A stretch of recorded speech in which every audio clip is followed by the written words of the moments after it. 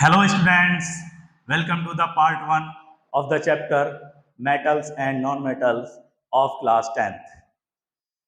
आज हम class 10th का थर्ड चैप्टर शुरू करने जा रहे हैं। इस चैप्टर के नाम को पहले समझ लेते हैं। चैप्टर का नाम है metals and non metals. Metals और नॉन मेटल्स के बारे में हम इस चैप्टर में पढ़ेंगे, जानेंगे कि मेटल्स क्या होते हैं, नॉन मेटल्स क्या होती हैं। हालांकि आप मेटल्स नाम से पहले से ही ऑलरेडी आपको इसके बारे में पता होगा कि मेटल्स क्या होते हैं। आयरन है, एल्यूमिनियम है और इस तरह से गोल्ड है, सिल्वर है, सब मेटल्स होती हैं। लेकिन हम इस चैप्टर में अपने सिलेबस के अकॉर्डिंग जानेंगे और केमिकली मेटल्स क्या होते हैं, नॉन मेटल्स क्या होते हैं। देखिएगा, अभी तक जो नॉन एलिमेंट्स हैं उनको हमने 3 कैटेगरी में डिवाइड किया हुआ है, मेटल्स, नॉन मेटल्स और ऐसे एक कैटेगरी एलिमेंट्स उन एलिमेंट्स की है जिनमें मेटल्स की प्रॉपर्टी भी होती है, नॉन मेटल्स की प्रॉपर्टी भी शो करते हैं। ऐसे मेटल्स को हम मेटलाइट्स, ऐसे एलिमेंट्स को हम मेटलाइट्स बोलते हैं। तो इस तरह से हम समझे, all elements are divided into 3 categories, metals, non metals and metalloids. Metalloids क्या होते हैं? जिनमें मेटल्स और नॉन मेटल्स दोनों की प्रॉपर्टी होती है, उनको हम मेटलाइट्स बोलते हैं। हमारा जो चैप्टर है उसमें हम मेटलाइट्स नहीं पढ़ेंगे, हम सिर्फ क्या पढ़ेंगे? मेटल्स पढ़ेंगे और नॉन मेटल्स को पढ़ेंगे, ये क्या होते हैं। सबसे पहले हम मेटल्स को समझने के लिए, ताकि हमें मेटल्स सही समझ में आए कि मेटल्स क्या होती हैं, इसके कुछ फिजिकल प्रॉपर्टीज पढ़ते हैं। फिजिकल प्रॉपर्टीज अगर हम समझ लेते हैं तब हमें मेटल्स, कोई एलिमेंट्स मेटल कब होता है, कब कहेंगे किसी एलिमेंट को मेटल, वो हमारी सब समझ में आ जाएगा। फर्स्ट पॉइंट है हमारा फिजिकल प्रॉपर्टी का, metals are lustrous. Metals lustrous होती हैं। ये लस्ट्रस क्या है? ये एक टर्म है, लस्ट्रस, हैविंग शाइनी सरफेस। यानी कि मेटल्स जो होंगी उनकी उनकी जो सरफेस होती है वो शाइनी होती है। अगर वो किसी वजह से, एनवायरमेंट की वजह से अगर रफ या डल हो भी गई है, अगर हम उसकी सरफेस को किसी सैंड पेपर से रब करेंगे तो निकल के आएगी शाइनी सरफेस। यानी कि सारी मेटल्स की सरफेस शाइनी होती है। Malleable, metals are malleable. Malleable एक टर्म है, इसका मतलब होता है बीटन इनटू थिन शीट और फॉइल्स। मेटल्स की पतली पतली फॉइल्स या शीट्स बनाई जा सकती हैं उनको बीट करके। तो ये भी एक पॉइंट है कि मेटल्स मेलिएबल होते हैं। तो यानी कि जो भी एलिमेंट्स मेलिएबल होगा, लस्ट्रस होगा, वो मेटल्स की तरफ जा रहा है। Ductile, metals are ductile. Ductile भी एक टर्म है, इसका मतलब होता है ड्रॉन इनटू थिन वायर्स। मेटल्स की जो है पतले पतले तार बनाए जा सकते हैं, थिन वायर्स बनाई जा सकती हैं। तो very important terms, lustrous, malleable and ductile. यानी कि मेटल्स के ये 3 क्वालिटी होती है कि वो लस्ट्रस भी होती है, मेलिएबल भी होती है और डक्टाइल भी होती है। नोट, एक इंपॉर्टेंट पॉइंट नोट करेंगे एग्जाम की व्यू से, gold is the most malleable and ductile metal. अगर ये क्वेश्चन आ जाए कि सबसे ज्यादा डक्टाइल और मेलिएबल मेटल कौन सी होती है, तो आपको आंसर देना है गोल्ड होती है। गोल्ड का जो हमारा सिंबल होता है वो एयू होता है, क्योंकि गोल्ड का जो नेम है, लैटिन नेम है, उसको ऑरम बोलते हैं, तो ऑरम से लिया गया है ये ओ एयू। नेक्स्ट पॉइंट है, metals are good conductor of heat and electricity. Metals जो होती हैं वो इलेक्ट्रिसिटी की और हीट की गुड कंडक्टर्स होती हैं। देखिएगा क्यों होती हैं, इसका रीजन ये है क्योंकि मेटल्स के अंदर, याद रखना, फ्री इलेक्ट्रॉन्स होते हैं। ये free electrons are the responsible for the conductance. ये जो कंडक्टर होती हैं मेटल्स, वो फ्री इलेक्ट्रॉन्स की वजह से होती हैं। आगे पढ़ेंगे इनको हम डिटेल में। एक इसमें भी नोट याद रखेंगे, silver is the best conductor while lead is the poorest conductor metal. अगर ये क्वेश्चन आ जाए कि बेस्ट कंडक्टर मेटल कौन होती है हीट एंड इलेक्ट्रिसिटी की, तो आप बोलेंगे सिल्वर। इसका सिंबल होता है एजी, क्योंकि इसका दूसरा नाम है अर्जेंटाइन। अर्जेंटाइन से एजी लिया गया है। Next, lead. लेड जो है सबसे पुअर कंडक्टर होती है, बेस्ट नहीं, बेस्ट का अपोजिट, पुअरेस्ट, लेड। इसका नाम होता है प्लम्बम। तो प्लम्बम का पीबी, इसका जो सिंबल होता है वो पीबी होता है। लेड को प्लम्बम भी बोलते हैं, तो पीबी वहां से लिया गया है, प्लम्बम से। Is the poorest conductor of metals. तो अभी तक हमने 2 पॉइंट समझे, metals are lustrous, malleable and ductile. और most ductile and malleable metals हमारी गोल्ड हुई। दूसरा पॉइंट समझा, metals are good conductor of heat and electricity. ये हीट और इलेक्ट्रिसिटी को अपने अंदर से आसानी से पास होने देती हैं। और बेस्ट कंडक्टर है सिल्वर और पुअरेस्ट कंडक्टर है हमारा लेड। थर्ड पॉइंट है metals are solid at room temperature.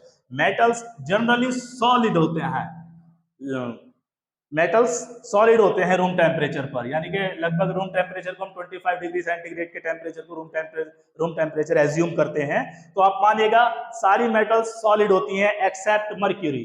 Mercury जो होती है रूम टेम्परेचर पर, जिसका सिंबल Hg होता है, ये लिक्विड होती है। तो ये बात याद रखेंगे आप एग्जाम के पॉइंट ऑफ व्यू से कि मर्क्यूरी एक ऐसी मेटल है जो रूम टेम्परेचर पर लिक्विड होती है।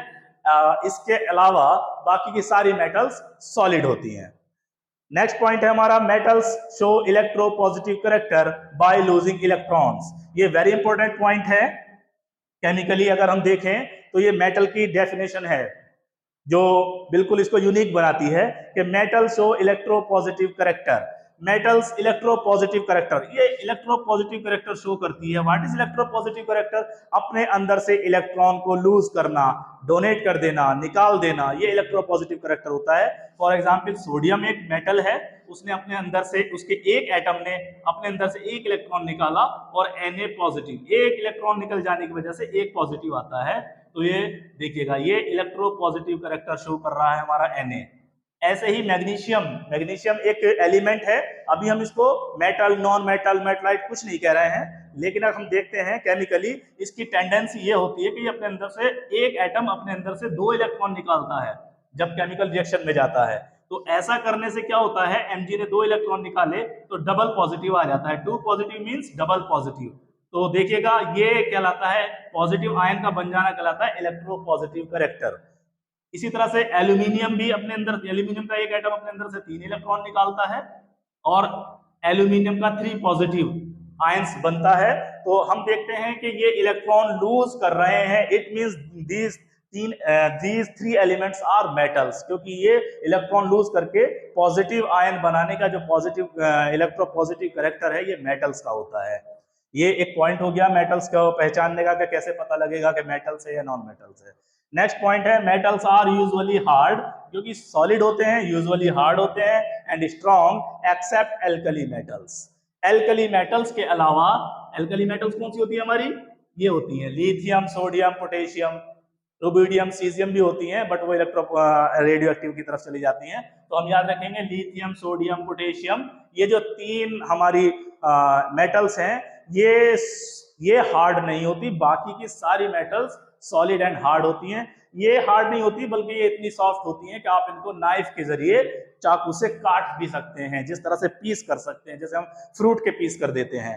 तो ये भी एक बात याद रखेंगे कि metals are usually hard and strong except alkali metals. And alkali metals क्या हैं? Lithium, sodium, potassium. इनका एक पूरा, जब हम पीरियोडिक टेबल पढ़ेंगे तो इनको डिटेल में पढ़ेंगे। इनकी एक पूरा जो है हमारा ग्रुप होता है।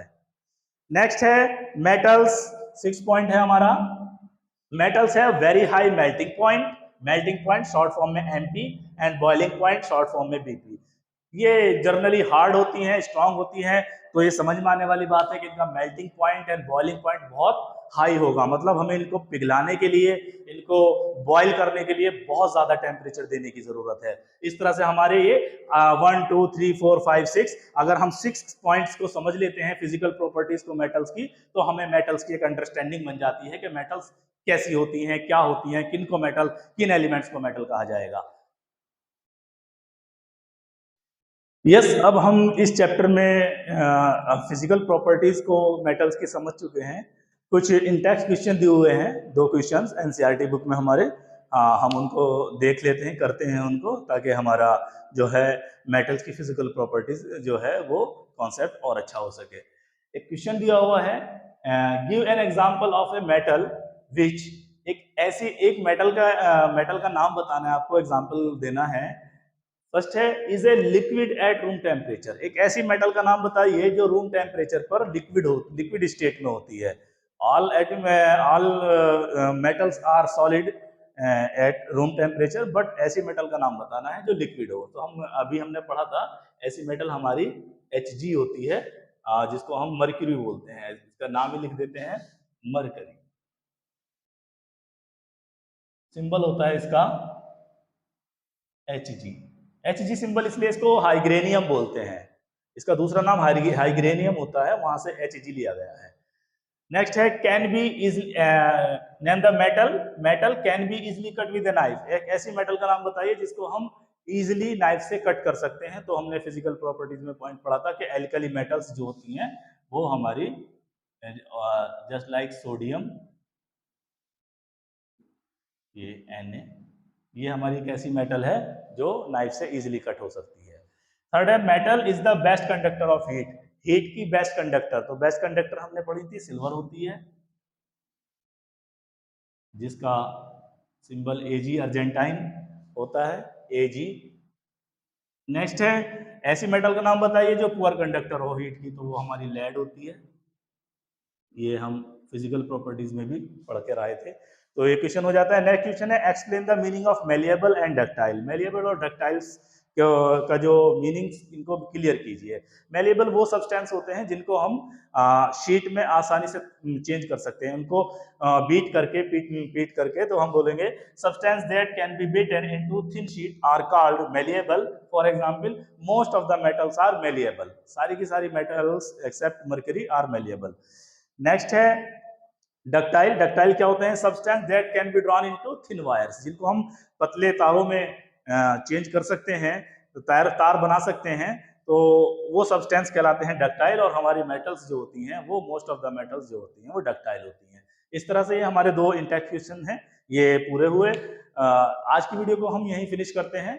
वीडियो अगर आपको अच्छी लगी है, आपकी समझ में आया है, आपको हेल्पफुल लगी है, तो आप इसको लाइक कीजिए, शेयर कीजिए, हमारे चैनल साइंस फॉर स्टूडेंट को सब्सक्राइब कीजिए। मिलते हैं नेक्स्ट वीडियो में, तब तक के लिए थैंक्स फॉर वॉचिंग।